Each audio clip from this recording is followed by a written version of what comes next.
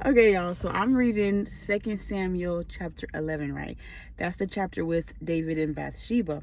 And so as I was reading this, I started thinking about this video that I saw on YouTube a little while ago, and it was talking about some Levitical laws from some of the laws that's in Deuteronomy. So I was like, let me go look that up. I go look up Deuteronomy chapter 22. That's the chapter. And the verse that catches my attention is Deuteronomy 22:22, which says, if a man is found sleeping with another man's wife, both the man who slept with her and the woman must die. You must purge the evil from Israel. In chapter 11, that is where David goes and takes Bathsheba and he sleeps with her and they conceive a child, right? And so I was sitting here thinking, and I was like, literally David did what Saul did, in this sense that when David finds out that Bathsheba, once he has committed the sin, by law, he's supposed to be put to death, right?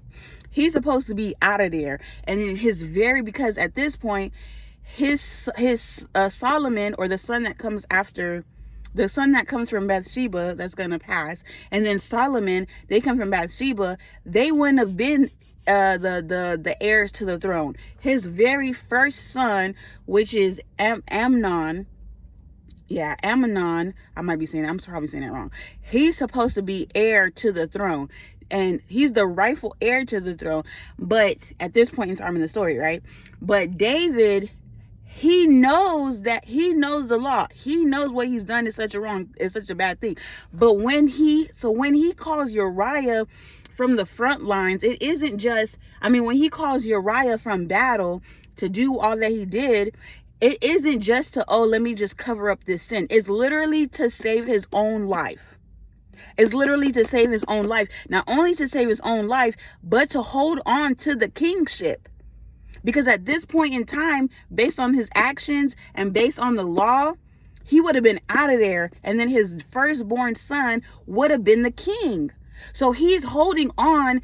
He's doing what he can to hold on to the kingship, which is the very same thing that Saul does. The moment that Saul commits his sin against God, and then Samuel says, hey, like, you're not going to be king anymore, right? Like, it's over for you.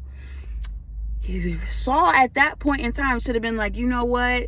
Let me just bow out. Let me be obedient to God. Let me do what God says I'm supposed to do and give the throne to its rightful heir. And he doesn't do that. He does everything that he can, everything in his power to hold on to this kingship, which is exactly what David does here. He does the same exact thing. He just does it a little differently. And so both of these kings have lost by the law, by disobedience to God. Both of them have lost the kingship based on this. And there should be someone else who's supposed to be the rightful heir to the throne.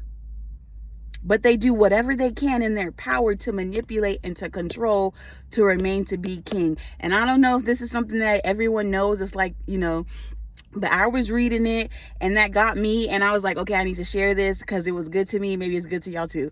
But y'all let me know what y'all think in the comments. All right, bye.